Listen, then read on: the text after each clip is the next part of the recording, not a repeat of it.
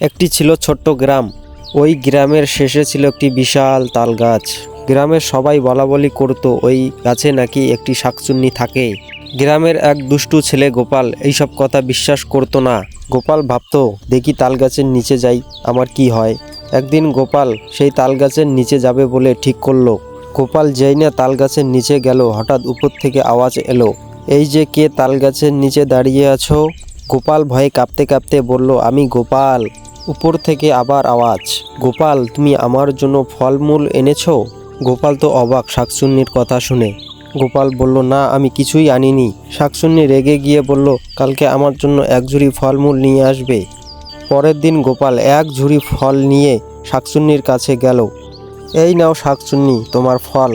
ফল পেয়ে শাকচুন্নি খুব খুশি হলো। শাকচুন্নি খুশি হয়ে গোপালকে অনেকগুলো পাকা তাল উপহার দিল।